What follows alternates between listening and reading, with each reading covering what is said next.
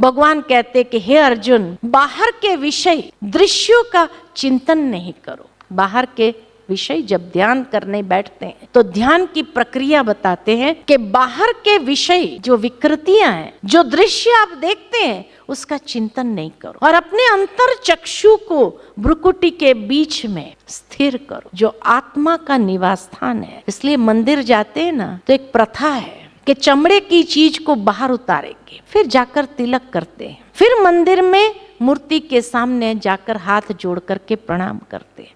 ये प्रथा चलती आई, लेकिन क्यों करते हैं मालूम नहीं।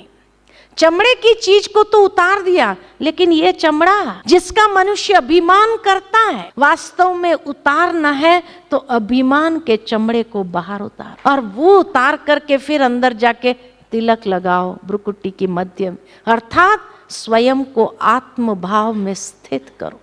क्योंकि आत्मा का निवास स्थान मेडिकल साइंस के हिसाब से हाइपोथैलेमस और पिट्यूटरी ग्लैंड के बीच में है, जो कहाँ है? भ्रुकुटी के ठीक 2.5 इंच पीछे और ऊपर से 1.5 इंच नीचे। वो एग्जैक्ट लोकेशन है आत्मा का निवास स्थान। ये मेडिकल साइंस द्वारा प्रमाणित। लेकिन सरफेस मार्किंग ये है भ्रुकुटी, इसीलिए यहाँ तिलक लगाते हैं। और तिलक लगाना माना उस कॉन्शियसनेस में आना कि मैं ये देह नहीं, मैं एक शुद्ध पवित्र आत्मा हूं।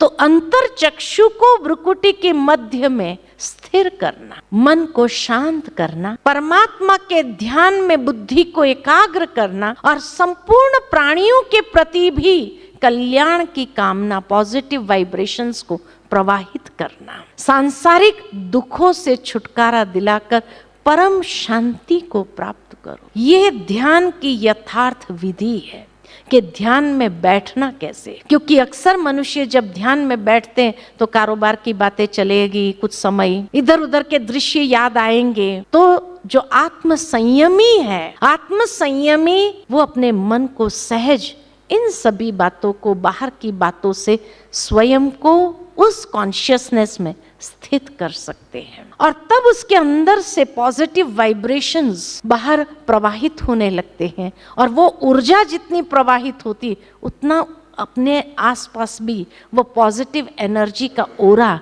हम क्रिएट करते हैं। तो ये ध्यान में बैठने की एक विधि बताई है